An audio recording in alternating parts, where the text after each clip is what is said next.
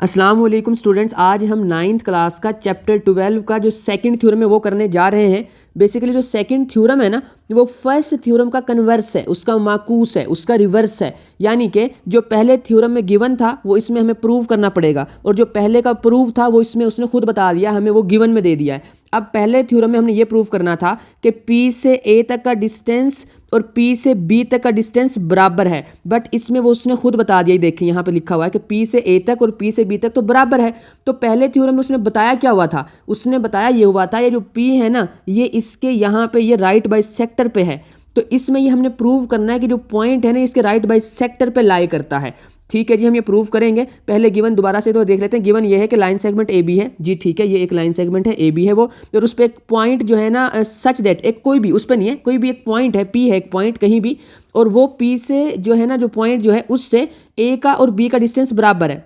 ठीक है, ये चीज़ उसने बता दी है हमें। तो अब ये चीज़ बता दी है तो हमसे क्या पूछता है, हमने क्या प्रूव करना है। उसने बोला है कि हमें ये तुमने मतलब प्रूव ये करना है कि जो पॉइंट पी है ना, जो ये वाला जो पॉइंट पी है, ये जो राइट बाइसेक्टर होगा ना ए बी का इस लाइन सेगमेंट का जो राइट बाइसेक्टर होगा ना, उस पे लाई करेगा ये। अब राइट बाइसेक्टर क्या होता है? राइट बाइसेक्टर बेसिकली ऐसी चीज़ होती है, फर्स्ट राइट का मतलब है जो 90 का एंगल बनाती है, दूसरी बाइसेक्टर है जो किसी चीज़ को दो इक्वल पार्ट्स में डिवाइड करती है। जैसे अगर ए बी का कोई राइट बाइसेक्टर होगा ना, तो उसके लिए दो चीज़ें ज़रूरी हैं। पहले नंबर पर क्या ज़रूरी है?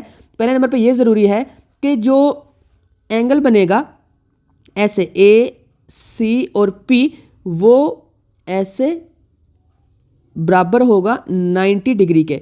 इसी तरह से जो एंगल बनेगा बी सी पी पे, वो भी किसके इक्वल होगा? 90 डिग्री के। बच्चों गौर से सुनिएगा, जब ये साइन एंगल का आ जाता है, जैसे यहाँ पे ये एंगल का साइन आया हुआ है, इसका मतलब आगे इसके तीन चीज़ें लिखी हुई हैं ए सी पी, तो एंगल हमेशा दरमियान वाली वैल्यू पे होगा, याद रखिएगा। इसको मैं एक और उससे भी लिख सकता हूँ, मतलब तरीके से, वो ये है कि जो एंगल सी है ना, उसको प्रूव करो कि वो 90 का एंगल बनाता है, उस पर 90 का एंगल बनता है। एक तो ये प्रूव करना है।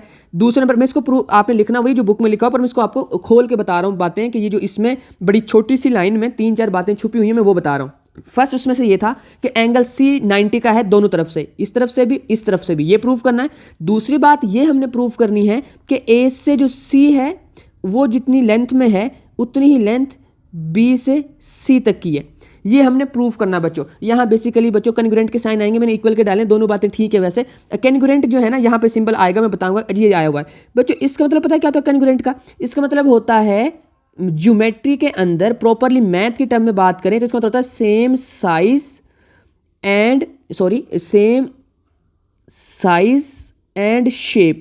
इसका मतलब ये होता है, ठीक है, आपने ये याद रख लेना है। कन्ग्रुएंट का मतलब ये होता है। अब आगे चलते हैं बच्चों, हमने प्रूव करना है इसमें कि ये दो चीज़ें प्रूव करनी है। तो बच्चों बस हमारे पास दो ट्राइंगल बन गई हैं। एक है ए सी पी, एक तो ये ट्राइंगल बन गई है ए सी पी, और दूसरी ट्राइंगल बन गई है हमारे पास बी सी पी। ये देखिए, ये दूसरी ट्राइंगल बी सी पी बन गई है। इन दोनों की बातें करते हैं। कोरिस्पोंडेंस हमने पहले शो कर दी बच्चों, ये दरमियान में से लाइन टूटी नहीं होती है, ऐसे जुड़ी होती है, ऐसे होती है। ये कोरिस्पोंडेंस का जो साइन है ना, वो ऐसे होता है। ओके, अब हमने करना ये है कि हमने देखना है जी पी ए और पी भी बराबर है। जी बिल्कुल बराबर है। क्यों बराबर है? क्योंकि वो तो खुद बताया उसने, गिवन है वो तो, ये देखिए ये लिखा भी हुआ है कि ये तो बराबर है। चलें जी, ठीक है, एक चीज़ तो हो गई। दूसरी चीज़ पी सी बच्चों, ये जो ये लेंथ है ना, ये इस ट्राइंगल के लिए भी सेम होगी, इसके लिए भी सेम होगी, कॉमन है ना दोनों में, तो बस ठीक है। इसकी लेंथ भी सेम है, पी सी दोनों के लिए सेम है, तो वो भी दोनों ट्राइंगल्स के लिए सेम लेंथ होगी, वो भी बराबर है, वो भी कन्ग्रुएंट हो गई।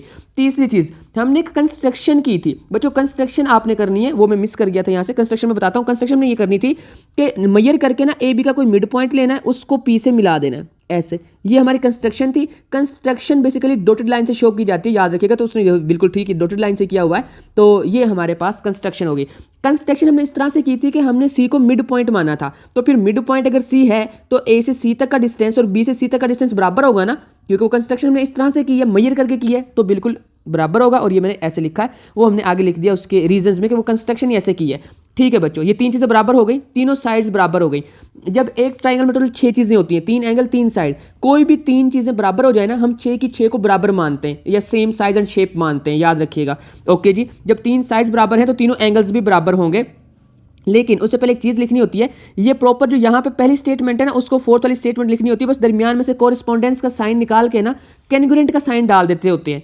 मतलब पहले इन दो ट्राइंगल्स के बारे में बात हो रही थी, कुछ ना कुछ कंपैरिजन करने जा रहे थे हम इन दोनों ट्राइंगल्स में। अब हमने कंपैरिजन करके सारी चीजें देख के हमने ये प्रूव कर दिया है कि वो ट्राइंगल्स कैंग्रुएंट है, मतलब वो ऑलमोस्ट सेम साइज की और शेप की हैं। और किस तरह से, उसमें 3 साइड्स बराबर हैं। फिर इसका मतलब ये है कि इसका जो एंगल होगा वो भी तो सेम ही होगा ना, कौन सा, सी वाला। तो ACP और BCP भी इक्वल होगा, यानी कि इस ट्राइंगल में जो सी की तरफ एंगल बनता है, इस ट्राइंगल से जो सी की तरफ एंगल बनता है, दोनों बराबर होंगे। बराबर होने की वजह, भाई दोनों ट्राइंगल्स जो सेम हो गई हैं, अब तो एंगल्स भी तो सेम होंगे ना, 3 साइड सेम है तो 3 एंगल्स भी सेम होंगे बच्चों। ये बहुत इंटरेस्टिंग फिनोमिना है इन ट्रिग्नोमेट्री के ट्राइंगल्स का, यानी कि जो हम ये जो ज्योमेट्री में बेसिकली ट्राइंगल्स को पढ़ते हैं ना, ट्राइंगल्स की बहुत प्यारी बात है ये कि अगर उनकी 3 साइड्स इक्वल हो जाए तो 3 एंगल्स भी इक्वल हैं, या 2 साइड 1 एंगल, मतलब कोई भी 3 चीजें अगर बराबर हैं तो 6 की 6 चीजें बराबर हैं, ये हम मान के चलते हैं। ओके बच्चों, तो फिर वो एंगल अगर बराबर है तो फिर हमने ये देखना है कि जो एक स्ट्रेट लाइन बनती है, ये तो भाई एक लाइन सेगमेंट A से B तक स्ट्रेट लाइन है, और याद रखें स्ट्रेट लाइन का जो एंगल होता है ना